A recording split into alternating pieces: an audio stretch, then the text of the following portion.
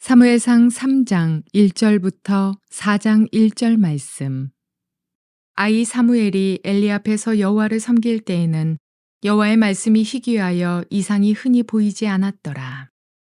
엘리의 눈이 점점 어두워가서 잘 보지 못하는 그때에 그가 자기 처소에 누웠고 하나님의 등불은 아직 꺼지지 아니하였으며 사무엘은 하나님의 궤에 있는 여호와의 전 안에 누웠더니 여호와께서 사무엘을 부르시는지라.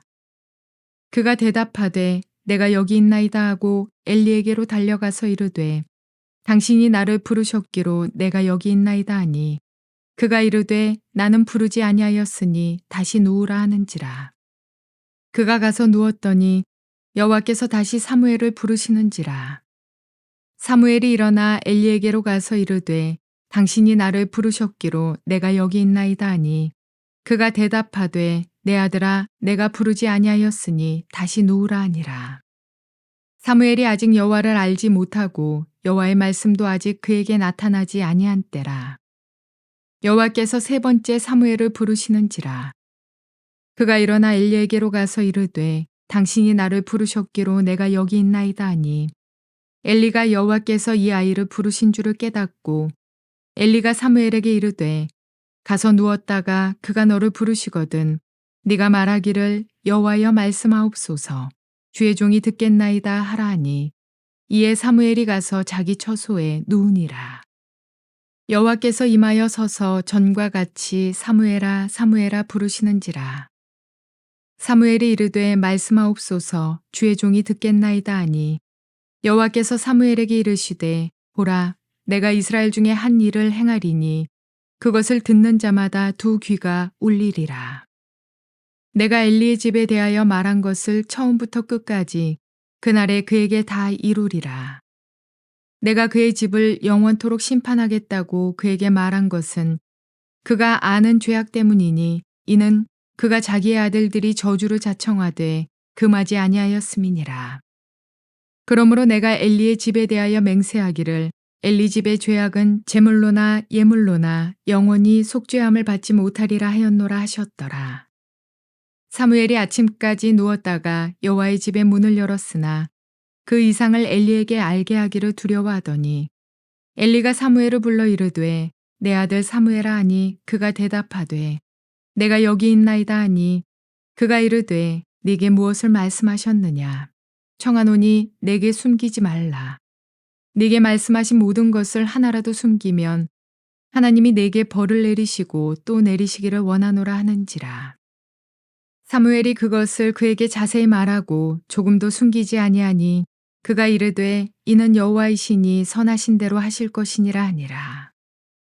사무엘이 자라매 여호와께서 그와 함께 계셔서 그의 말이 하나도 땅에 떨어지지 않게 하시니 단에서부터 브엘세바까지의 온 이스라엘이 사무엘은 여호와의 선지자로 세우심을 입은 줄을 알았더라. 여호와께서 실로에서 다시 나타나시되 여호와께서 실로에서 여호와의 말씀으로 사무엘에게 자기를 나타내시니라. 사무엘의 말이 온 이스라엘에 전파되니라. 좋은 날입니다. 성령님께서 오늘도 여러분들의 심령 가운데 큰 은혜와 평강으로 함께하여 주시기를 주님의 이름으로 축복합니다. 오늘 저는 여러분들과 함께 사무엘상 3장 1절부터 4장 1절까지의 말씀으로 여호와께서 사무엘을 이스라엘의 선지자로 세우심이라는 그런 제목으로 은혜를 나누기를 원합니다. 지난 시간 우리는 사무엘상 2장 말씀을 통해서 한나의 기도를 들으시고 하나님께서 한나에게 아들을 주심으로 한나가 하나님께 기쁨으로 찬양하고 노래한 내용들을 살펴봤고, 그리고 2장 하반절에서는 하나님께서 사무엘과 사무엘의 가정 그리고 엘리와 엘리의 아들들을 대조하시면서 엘리의 아들들의 패역한 일로 말미암아 하나님께서 그들을 향한 심판의 예언을 하신 내용과, 그리고 반면에 하나님께서 충실한 제사장을 한 명 세우실 것이다 라는 내용들을 살펴보았습니다. 이 장을 마무리하면서 우리는 이런 질문을 하게 되는데요.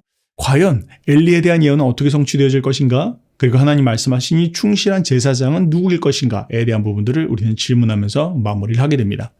자, 그런 가운데에서 오늘 3장은 바로 그러한 예언의 성취로 하나님께서 사무엘을 부르시는 그런 장면으로 오늘 이야기가 시작되어집니다. 자, 오늘 본문으로 한번 들어가 보도록 하죠. 오늘 본문 3장 1절부터 3절까지의 말씀에서는 사무엘이 등장하는 그 시대의 배경을 우리에게 이야기를 해주면서 당시가 영적으로 매우 어두운 시기였다, 그렇게 이야기를 하고 있습니다. 1절 말씀입니다. 아이 사무엘이 엘리 앞에서 여호와를 섬길 때에는 여호와의 말씀이 희귀하여 이상이 흔히 보이지 않았더라, 그렇게 말하고 있습니다. 사무엘은 아직 어렸습니다. 그래서 엘리 앞에서, 당시에 아직 제사장으로 사역하고 있는 엘리 앞에서 사환으로 섬기고 있는 그런 상황이었습니다. 자, 그런데 그때는 어떤 상황이었는지 보니까 여호와의 말씀이 희귀했고 이상이 흔히 보이지 않는 시대였다라고 이야기하고 있습니다. 여호와의 말씀이 희귀했다는 건 뭘 말합니까? 당시에 하나님의 계시가 없었다라는 걸 말합니다. 하나님께서 더 이상 이스라엘 백성들에게 말씀하지 않는 시대, 혹은 하나님께서 더 이상 엘리에게 하나님의 말씀을 주시지 않는 그런 시대여서 하나님께서 침묵하시는 그런 시대 가운데 있었다라는 것이죠. 자, 그런데요, 문제는 무엇입니까? 하나님께서 말씀하지 않으시고 하나님께서 침묵하기 시작하면 백성들은 어떻게 되죠? 나아갈 방향을 잃게 됩니다. 자, 한번 말씀에 의하면 하나님의 비전이 없으면 백성들은 방자에 행한다, 그렇게 이야기하고 있죠. 백성들은 방자하게 행하고 있었을 것이고, 뿐만 아니라 어디로 나가야 될지 무엇을 해야 될지 모르는 그런 상황 가운데에서 비전, 방향성을 잃는 그런 시대였다라는 것입니다. 그래서 이야기하고 있는 것이 여호와의 말씀이 희귀했고 또한 이상이 흔히 보이지 않는 그런 시대였다. 방향의 부재, 비전의 부재 시대였다라는 것입니다. 우리 개인도 마찬가지죠. 우리 개인이나 가정이나 사회나 국가 모두가 다 하나님의 말씀 안에서 우리의 방향을 받지 못하면 하나님께서 우리를 어디로 이끄시는지 우리의 비전과 부르심과 방향성을 잃게 되어집니다. 말씀을 듣는 것, 그건 굉장히 중요한 것입니다. 자, 그렇게 당시의 시대는 영적으로 매우 어두운 그런 시대였습니다. 자, 그런데요, 그 일에 있어서 가장 민감해야 될 사람은 누구죠? 바로 엘리 제사장이었어야 됐습니다. 그는 이스라엘의 종교 시스템의 가장 정점에 있는 사람으로서 그는 가장 민감했어야 됐고, 이런 상황들을 그는 깊이 깨닫고 금식이라도 했어야 됐을 것입니다. 자, 그런데요, 그가 지금 어떻게 하고 있는지 봅시다. 2절 말씀은 이렇게 이야기합니다. 엘리의 눈이 점점 어두워가서 잘 보지 못하는 그때에 그가 자기 처소에 누웠고, 그렇게 이야기하고 있네요. 엘리는요, 당시에 그런 영적인 민감함을 그는 키우지 못했던 것 같습니다.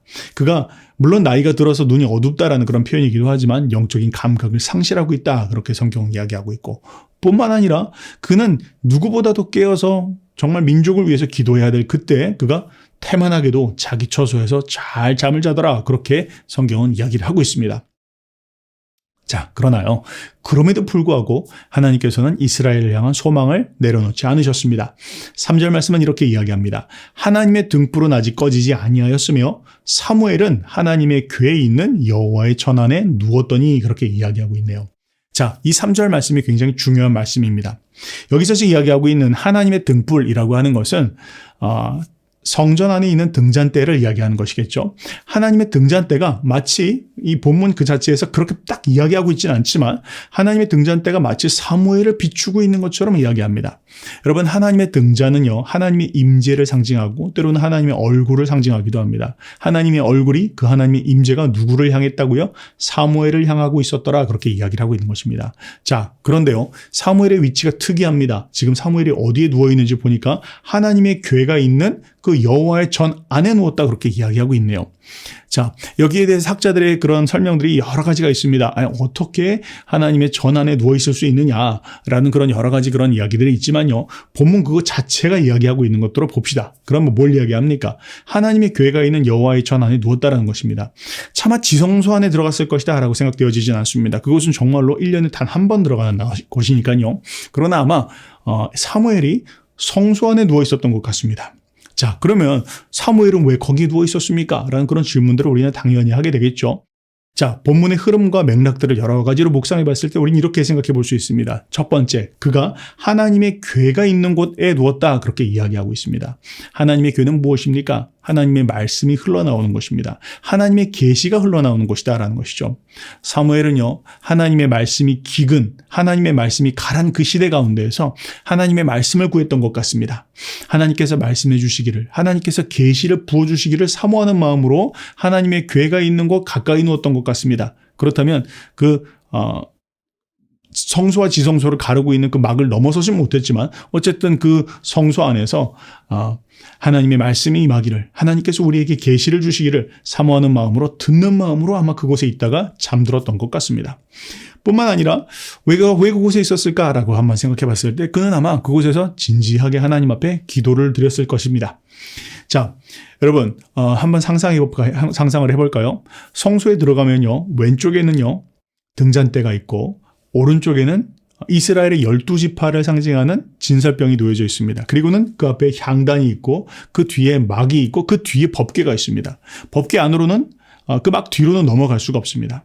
자, 꼬마 사무엘입니다. 그 꼬마 사무엘이 그곳에서 어떻게 해야 되는지 아마 잘 모르고 있었겠죠. 그러나 어쨌든 그는 엘리로부터 배운 내용들을 생각하면서 그곳에 있었을 것입니다. 그곳에 머무르면서 하나님의 등잔대가 이스라엘의 12지파를 비추는 것처럼 하나님께서 이들을 향해서 얼굴을 비춰주십시오. 그런 마음을 가지고 아마 그는 기도하였을 것입니다. 어떤 기도를 하였을까 궁금하지 않습니까? 저는 이런 생각들을 해봅니다. 하나님께서 공식적으로 제사장들에게 주신 기도가 있습니다. 모세에게 하나님 말씀하시기를 아론에게 이렇게 가르쳐 주어라. 그래서 아론이 이걸 가지고 이스라엘 백성들을 축복하도록 하여라 라고 알려주신 축복이 있는데 바로 민수기에 나오는 6장 24절부터 26절까지의 말씀입니다. 자, 한번 읽어볼까요? 여호와는 내게 복을 주시고 너를 지키시기를 원하며 여호와는 그의 얼굴을 내게 비추사 은혜 베푸시기를 원하며 여호와는 그 얼굴을 내게로 향하여 드사 평강 주시기를 원하노라 라는 것이죠. 자, 꼬마 사무엘은요 이제 제사장이 되어질 준비를 하고 있습니다. 엘리로부터 제사장들은 백성들을 위해서 이렇게 축복해야 돼 라는 이야기들을 들었을 것입니다. 어쩌면 그가 이걸 외웠겠죠. 아마 외우면서 암송하면서 있었을 것입니다. 그런데 그것을 어디서요? 바로 그 성소 안에서 하나님의 임재가, 하나님의 얼굴빛이 이스라엘의 12지파를 상징하는 진설병을 바라보면서 또 향단 앞에서 기도를 드리는 그 향단 앞에서 그는 이 기도를 하였을 것입니다.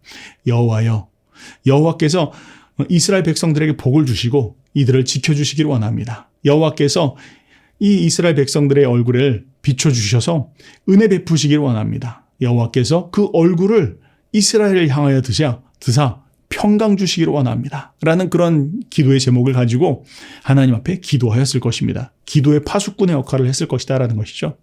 사무엘은 진정 하나님의 말씀을 사모하는 마음으로 그곳에 있었고 기도의 파수꾼으로서 그 자리에 있었을 것입니다. 나중에 성장한 사무엘은 이렇게 고백을 합니다. 이스라엘 백성들 앞에서 사무엘상 12장 23절 말씀해 보니까 나는 너희를 위하여 기도하기를 쉬는 죄를 여호와 앞에 결단코 범하지 아니할 것이다. 그렇게 이야기하고 있죠. 사무엘은 어린 시절부터 이스라엘을 위해서, 나라와 민족을 위해서 중보하고 기도하는 그런 일들을 하였다라는 것입니다. 여러분, 오늘날 같이 정말 난세입니다. 정말로 혼란스러운 시대이고 영적으로 정말 어두운 그런 시대 가운데 있습니다. 하나님은 지금 이 시대 가운데에서도 사무엘과 같은 그런 사람들을 찾고 계십니다. 나라를 위해서, 민족을 위해서, 열방을 위해서 하나님 앞에 간절히 기도할 자들을 찾고 계십니다. 저도 참 부족하지만 제가 하나님 앞에 부르심을 받고 선교사로 나오기 전에 참 하나님 앞에 두려운 마음으로, 떨리는 마음으로 기도했던 생각들을 해봅니다. 정말로 하나님께서 저를 부르셨습니까? 하나님 저를 부르셨다면 저의 삶을 이끌어 주시고 책임져 주십시오. 정말 그런 마음으로 수도 없이 철야 기도도 하고 정말로 답답할 때 하나님을 만나기 위해서, 하나님의 음성 듣기 위해서, 주님 앞에 응답 듣기 위해서 여러 번 철야로 산기도도 하기도 하였습니다. 하나님께서 정말 저의 삶을 붙들어 주십시오, 인도해 주십시오 하는 마음으로 정말 산에 올라서 밤에 올라갔다가 새벽에 내려온 일도 참 많았습니다. 뿐만 아니라 선교지에 나와서도 그랬습니다. 선교지에서 정말 이 무슬림 땅에서 하루에 5번씩 무슬림이 기도가 올려지는 이 땅에서 하나님, 제가 영적으로 눌리지 않게 해주십시오. 또 영적으로 무뎌지지 않게 해주십시오. 수없이 하나님 앞에 기도하고 금식하는 그런 시간들이 있었습니다. 하나님은 지금 그런 사람들을 찾고 계신다는 것이죠. 우리 개인을 위해서뿐만 아니라 나라를 위해서, 민족을 위해서, 열방을 위해서 하나님 앞에 기도할 자들을 하나님 찾고 계십니다. 여러분, 김용기 장로님이라고 아십니까? 가나안 농군 학교를 세우셨던 김용기 장로님이라는 분인데요. 그분이 이런 이야기를 하셨습니다. 그는 늘 아침마다 이렇게 선포하면서 하루를 시작했다고 합니다. 조국이여 안심하라. 우리가 조국을 위해서 기도한다. 그렇게 이야기했다는 것이죠. 나라를 위해서 내가 책임을 지고 기도할 것이다. 내가 있으니 우리 나라는 안전할 것이다. 이런 마음으로 하루를 기도로 시작했다는 것이죠. 그래서 매일 새벽 4시만 되면 그가 개인적으로 기도하는 기도실에 들어가서 나라를 위해서, 민족을 위해서, 열방을 위해서 기도했다는 것입니다. 이렇게 내 민족, 내 나라를 위해서 무릎 꿇지 않으면 우리 나라가 건강할 수 없다는 것이죠. 저는 참 안타까운 생각들이 많이 듭니다. 어떤 분들은 뭐 제 이야기를 들으면 저 사람 좀 이상한 사람이야 생각하실지 모르겠지만 수많은 기도했던 그런 기도의 처소들이 있습니다. 한국에도 보면 위기 때마다 올랐던 기도의 산들, 정말 그런 기도의 산들이 요즘에는 다 올라갈 수도 없고 밤에 거기 올라가서 소리치고 있으면 사람들의 신고가 들어온다라고 합니다. 너무 안타까운 일입니다. 정말 위기 때마다 순간순간 철야로 기도했던 사람들이 있었는데 이제 그런 전통들이 사라지고 있는 것 같아서 너무 안타까운 마음입니다. 그런데 우리가 정말 그렇게 기도해야 될 것입니다. 모양은 달라졌다 할지라도 동일한 마음으로 하나님께서 나라와 민족을 위해서 기도하고 열방을 위해서 기도하는 우리의 기도를 들으시고 당신의 새 역사를 쓰신다는 건 여러분 꼭 기억하시기 바랍니다.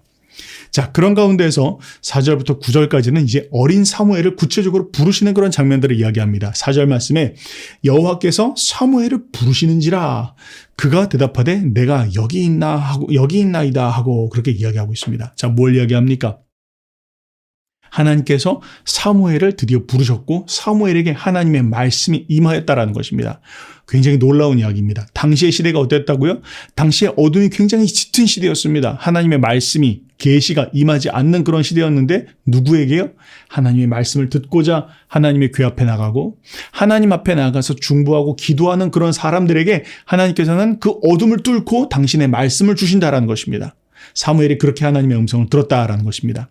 자, 그런데요, 사무엘은 아직 미숙한 상태였습니다. 하나님의 음성을 들은 적이 없었습니다. 하나님의 음성을 어떻게 분별하는지 모르고 있습니다. 그래서 그가 어떻게 했습니까? 엘리에게로 나갔습니다. 5절 말씀입니다. 엘리에게로 달려가서 이르되 당신이 나를 부르셨기로 내가 여기 있나이다 하니 그가 이르되 나는 부르지 아니하였으니 다시 누우라 하는지라 그가 가서 누웠더니 그렇게 이야기하고 있습니다. 자, 그렇게 해서 엘리에게 가서 이야기를 하는데 엘리는 영문은 모릅니다. 왜 지금 이 이야기가 나에게 왔는지 모릅니다. 그런데요, 너무 놀랍습니다. 이 밤에 이 아이가 3번이나 그렇게 오는 것입니다. 3번이나 자기에게 와서 엘리 제사장님 저를 부르셨어요 라고 3번이나 그렇게 오더라는 것입니다. 자, 그런 가운데서 엘리는 어떻게 합니까? 엘리는 그런 가운데서 꼬마 사무엘을 잠잠히 바라봅니다. 그리고 곰곰이 생각해 봅니다. 이 아이가 왜 이러는가? 라고 생각하는데 끝내 다다른 결론이 있습니다. 그것이 무엇입니까? 하나님께서 이 아이를 부르고 계시는구나 라는 것을 그는 직감하였다라는 것이죠. 그리고는 이제 이야기를 합니다. 8절 말씀에 여호와께서 3번째 사무엘을 부르시는지라 그가 일어나 엘리에게로 가서 이르되 당신이 나를 부르셨기로 내가 여기 있나다 하니 엘리가 여호와께서 이 아이를 부르신 줄을 깨닫고 엘리가 사무엘에게 이르되 가서 누웠다가 그가 너를 부르시거든 내가 말하기를 여호와여 말씀하옵소서 주의 종이 듣겠나이다 하라 하니 이에 사무엘이 가서 자기 처소에 누우니라 그렇게 이야기를 하고 있네요. 엘리는 오랜 시절이었을 것입니다. 아마 오랜 옛날 그가 처음 하나님 앞에 부를 받았을 때를 어쩌면 떠올렸을지 모르겠습니다. 그 마음으로 사무엘에게 이야기를 해줍니다. 하나님께서 너에게 다시 이야기를 하거든 하나님께서 이렇게 이야기해라. 주의 종이 듣겠나이다. 여호와여 말씀하소서 그렇게 이야기를 하라. 그렇게 이야기를 했다는 것입니다. 자, 그러면서 10절부터 14절까지는 이제 하나님께서 엘리 가문에 대한 그 예언의 말씀을 사무엘에게 해주시는 그런 말씀이 나옵니다. 자, 놀라운 일이 벌어집니다. 무엇입니까? 하나님께서 3번 그렇게 부르셨는데 포기하지 않으십니다. 사무엘을 계속 부르십니다. 4번째 하나님께서 사무엘을 부르시는지 이제 10절 말씀은 이렇게 시작하네요. 여호와께서 임하여 서서라고 표현하고 있습니다. 자, 여러분 우리가 흔히 지나칠 수 있는 표현인데요. 굉장히 중요한 부분입니다. 여호와께서 임하여 서서 그렇게 이야기하고 있네요. 하나님께서 당시에 하나님의 이상이 없었던 시절 그리고 하나님의 말씀도 희귀하던 그런 시절에 어떻게 했다고요? 하나님께서 환상 중에 임하셔서 말씀하셨다라는 것입니다. 하나님의 비전이 보였고 하나님의 말씀이 임했다라는 것입니다. 사무엘에게 특별한 방법으로 하나님께서 말씀하셨다는 것이죠. 왜요? 사무엘이 듣고자 하는 마음이 있었고 사무엘이 나라를 위하여 민족을 위하여 열방을 위해서 기도하는 마음으로 있을 때 하나님께서 그 사무엘에게 찾아가 주셨다라는 것입니다. 자, 그러면서 계속 이렇게 이야기합니다. 전과 같이 사무엘아 사무엘아 부르시는지라 사무엘이 이르되 말씀하옵소서 주의 종이 듣겠나이다 하니 여호와께서 사무엘에게 이르시되 보라 내가 이스라엘 중에 한 일을 행하리니 그것을 듣는 자마다 두 귀가 울리리라 그렇게 이야기합니다. 하나님이 지금 행하실 말씀이 얼마나 중요한 말씀이고 얼마나 놀랍고 충격적인 말씀일지 이걸 듣는 사람들이 정말로 그 귀가 울릴 정도로 너무나 충격적인 이야기를 하실 것이다. 그렇게 이야기를 하셨다는 것입니다. 그 내용은 무엇입니까? 그것은 이미 아파에서 나왔던 2장에서 나왔던 그 무명의 하나님의 사람이 예언한 그런 내용들이었습니다. 그의 아들이 저주를 자청하였지만 그럼에도 불구하고 엘리가 그것을 금하지 아니하였다. 어떤 일이었죠? 재물을 탈취하는 일이었고 하나님의 성소에서 일하는 여인들을 범하는 일이었습니다. 그럼에도 불구하고 엘리가 그것에 대해서 꾸짖거나 제지하지 아니하였다라는 것이죠. 그런데 성경은 지금 뭐라고 이야기하고 있냐면 그것이 엘리가 한 고의적인 일이었다. 그렇게 이야기를 하고 있습니다. 자, 왜 이걸 고의적으로 이야기하고 있으면 고의적이다라고 이야기하고 있습니까? 알고도 멈추지 않은 일, 그 일은 방조한 일이자 그 일은 고의적으로 행한 일이다. 거기에 대한 모세오경의 심판은 이렇게 적혀 있습니다. 민수기 15장 30절 31절은 이렇게 말합니다. 본토인이든지 타국인이든지 고의로 무엇을 범하면 누구나 여호와를 비방하는 자니 그의 백성 중에서 끊어질 것이다. 그런 사람은 여호와의 말씀을 멸시하고 그의 명령을 파괴하였은즉 그의 죄악이 자기에게로 돌아가서 온전히 끊어지리라 그렇게 이야기하고 있습니다. 자, 하나님께서 엘리 가문에게 이야기하신 그 말씀이 이 고의로 지은 죄, 하나님의 말씀을 듣지 않고 여호와를 비방하는 자들에게 해당되는 거라는 것이죠. 그러니까 엘리가 하고 있는 일은 엘리는 분명히 알고도 분명히 멈출 수 있음에도 불구하고 그걸 그만두게 할 수 있도록 그걸 징계해서 때려서까지라도 그것을 징계했어야 됐는데 그 일을 그냥 방조했다. 고의적으로 놔뒀다라는 것이죠. 시키진 않았겠죠. 그런데 그 일을 멈추지 않았다라는 것입니다. 그것에 대해서 하나님께서 이 일로 말미암아 여호와가 비방받게 되었고 그 일로 말미암아 너희들은 심판받게 되었다. 너희를 끊어낼 것이다. 라고 하나님이 심판하셨다라는 것입니다. 사랑하는 여러분, 우리 다음 세대의 자녀들을 보면서 우리가 어떻게 대하고 있는지 한번 살펴보았으면 좋겠습니다. 자녀들이 잘못 가고 있음에도 불구하고 그것을 뻔히 보고 있음에도 불구하고 만약 그것을 바르게 가르치지 않는다면 하나님의 심판을 받게 될 것입니다. 여러분 좀 레디컬한 표현이고 야, 저 사람 말도 안 된다 생각하실지 모르겠지만 자녀들이요 알아듣지 못한다면 알아들을 때까지 때려서라도 그걸 막아야 합니다. 가르쳐야 합니다. 깨닫도록 해야 됩니다. 왜 그렇습니까? 만약 그렇게 하지 않으면 어떻게 한다고요? 그 죄에 대해서는 속죄받지도 못하고 하나님 앞에 심판받는 죄가 되어질 것이다 라고 이야기하는 것입니다. 여러분 부모가 자녀들을 손을 대면 차라리 그건 낫습니다. 하나님께서 자녀들에게 심판을 하신다 그러면 그때는 소망이 없는 것입니다. 하나님은요 우리를 하나님의 대신 하나님을 대신해서 자녀들을 가르칠 사람들로 우리를 두셨습니다. 하나님의 말씀을 따라서 양육해야 할 것입니다. 바른 길이 무엇인지 그른 길이 무엇인지 바른 기준을 세워야 할 것입니다. 그냥 아이들에게 물로 그냥 무조건 다 성공해라, 뭐 돈 많이 벌어라, 좋은 학교 가라 이거 가르칠 것이 아니라 아이들에게 하나님을 경외하는 법을 알려줘야 할 것이고 하나님 앞에 무엇이 옳은 것이냐 무엇이 그른 것이냐 그 기준을 바르게 세울 수 있는 것 그것이 부모가 해야 될 역할일 것입니다.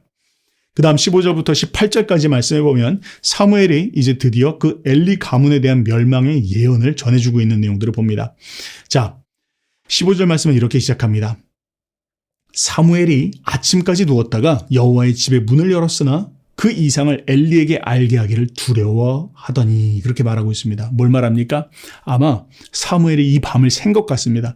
그랬겠죠. 너무나 놀라운 그런 이야기를 들었으니까 온 밤을 지새웠을 것입니다. 자, 그런데 그렇게 해서 세웠는데 이제 이 이야기를 엘리에게 도대체 이야기할 수가 없는 그런 마음이었다라는 것입니다.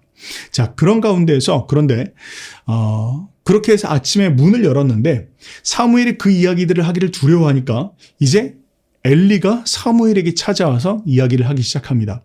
자, 엘리가 뭐라고 이야기합니까? 17절 말씀에 이르되 내게 무엇을 말씀하셨느냐? 청하노니 내게 숨기지 말라. 그렇게 이야기를 하고 있습니다. 자, 뭘 이야기합니까? 자, 그냥 단순한 이야기인데 엘리가 와서 뭘 얘기했니? 내게 이야기해 주어라 라는 것인데 사실은 여기서 굉장히 중요한 역전이 일어난 것입니다. 어떤 역전이요? 원래 어떻게 됐어야 됐습니까? 하나님께서 엘리에게 말씀하셨고 하실 말씀을 사무엘에게 전하셨어야 되겠죠. 그런데 지금 하나님께서 상황을 바꾸셨습니다. 하나님께서 올리신 자 내리신 자를 결정하셨습니다. 사무엘은 올리기로 결정하셨고 엘리는 내리기로 결정하셨습니다. 엘리에게 하나님이 말씀이 임했어야 됐는데 사무엘에게 말씀이 임했고 엘리는 사무엘에게 듣기 위해서 간청하고 있는 포지션으로 내리셨다라고 얘기하는 것입니다. 비참한 이야기입니다. 참 늘 하나님 앞에 깨어 있어야 할 것입니다. 자, 그런 가운데에서 사무엘이 이제 처음 엘리에게 지난밤에 있었던 이야기들을 이야기해 줘야 되는데 너무 안타깝기도 하고 사무엘에게 있어서는 이 처음 자기가 해야 되는 이 사명 그러니까 그가 선지자로서 하나님의 말씀을 증거하고 선포하는 이 사명은 너무 어려운 일이었습니다. 어떤 일이죠? 엘리에게 심판에 대한 이야기를 선포하는 것이었습니다. 엘리의 가정에게 피할 수 없는 심판이 임할 것이다라는 하나님의 말씀을 엘리에게 들려주는 일이었습니다. 쉽지 않은 일이었습니다. 그런데 그는 그 일을 해야 했습니다. 왜요? 하나님께서 그를 부르셨기 때문이고 하나님께서 그 자리에 그를 부르셨기 때문입니다. 여러분, 선지자는 어떤 사람입니까? 선지자는요, 사람을 두려워하지 않고 하나님을 두려워하는 사람이 되어야 합니다. 하나님을 두려워하여서 사람의 얼굴을 보지 않고 하나님이 하시는 말씀을 전해줄 수 있는 사람이 되어야 합니다. 또한 그는 얼굴을 보고 말을 바꿔서도 안 됩니다. 하나님이 하라고 하시는 말을 해야 합니다. 그것이 선지자의 역할이죠. 사무엘이 첫 번째 맡겨진 역할은 너무나 무겁고 중요한 일이었고 그에게 부담되는 일이었지만 그런데 그는 결국 그 이야기를 해줍니다. 사무엘이요, 가감없이 하나님께서 지난번 말씀하셨던 이야기들을 전하고 엘리에게 하나님이 이리 말씀하셨습니다 라고 말합니다. 그리고 났더니 엘리가 하고 있는 엘리의 태도가 참 신기하기도 합니다. 엘리가 이렇게 이야기합니다. 이는 여호와시니 선하신 대로 하실 것이니라. 참 안타깝죠? 저 같으면 하나님 앞에 금식하기도 할 것 같습니다. 진정 그렇게 이야기했단 말이냐. 그리고 그 자리에서 정말 가슴을 찢으면서 하나님 앞에 정말 통곡하며 죄를 머리에 뿌리며 주님 용서해 주십시오. 제가 회개합니다. 돌이킵니다. 그렇게 했다면 어쩌면 하나님께서 그에게 긍휼을 베푸실 줄 모르겠습니다. 그런데 엘리는 그렇게 하지 않습니다. 참 이런 데에는 매너 없어도 되는데 참 매너를 차리고 있는 것 같습니다. 그냥 운명을 받아들였다는 것이죠. 자, 그러면서 19절부터 4장 1절까지 말씀은 그 가운데서 하나님께서 사무엘을 어떻게 올리시는가에 대해서 이야기하고 있습니다. 우리는 계속 지금 하나님께서 사무엘을 올리시고 엘리를 내리시고 있는 그런 이야기를 봅니다. 19장의 말씀을 보니까 이렇게 이야기하네요. 사무엘이 자라매 여호와께서 그와 함께 계셔서 그의 말이 하나도 땅에 떨어지지 않게 하시니 그렇게 이야기하고 있습니다. 뭘 말합니까? 사무엘의 입에 권위가 실리기 시작했다는 것입니다. 당시가 어떤 시대였다고요? 여호와의 말씀이 희귀하던 그런 시대였다라는 거예요. 그런데 그 하나님의 말씀이 희귀한 그 시대에 하나님께서 사무엘과 함께 하시니까 그가 하고 있는 그 모든 이야기가 그 시대에 적확한 이야기가 됐다는 겁니다. 이야, 우리 시대에 진짜 필요한 하나님의 말씀이야. 지금 이 상황 가운데 딱 맞는 말씀이야. 하나님께서 우리에게 책망하시네. 우리가 진짜 회개해야 되겠다. 야, 하나님께서 우리를 격려하시네. 우리가 더 힘을 내야 되겠다. 그 상황에 맞는 하나님의 음성을 사무엘이 하나님과 함께 하시니까 그 음성을 듣고 전할 수 있는 사람이 되었다라고 이야기하는 것입니다. 왜요? 그는 하나님 앞에 듣는 사람이었고 나라와 민족을 위해서 열방을 위해서 기도하는 사람이었기에 하나님께서 사무엘을 그렇게 쓰셨다라는 것입니다. 뿐만 아니라 그 결과 20절에 뭐라고 나옵니까? 단에서부터 브엘세바까지 온 이스라엘이 사무엘은 여호와의 선지자로 세우심을 입은 줄을 알았더라. 그렇게 이야기하고 있네요. 단에서부터 브엘세바까지 온 이스라엘이 다 여호와께서 사무엘을 선지자로 세우셨다는 걸 알았다는 거예요. 여러분, 이 시대가 어떤 시대였다고요? 사사시대입니다. 여러분, 사사시대는요, 사사들이 활동을 하지만 그 어떤 사사도 전국적으로 활동한 사사들은 없습니다. 다 그냥 그 지역에서 활동하고 있는 사사였어요. 근데 지금 사무엘은 어떻다고요? 온 이스라엘을 통틀어서 그가 하나님의 세움받은 사람이다 라고 인정되어질 수 있는 그런 사람이었다라는 것이죠. 놀라운 이야기입니다. 하나님께서 그렇게 사무엘을 세우셨다라는 거예요. 그러면서 마지막 21절 말씀, 굉장히 놀라운 이야기입니다.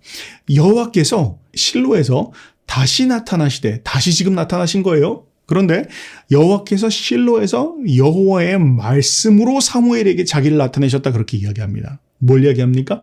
사무엘에게 하나님께서 다시 나타나셨는데 이제는 이전과 같이 환상으로 어떤 나타나는 그런 모습이 아니라 하나님께서 사무엘에게 나타나시되 하나님의 말씀으로 나타나셨다라는 겁니다.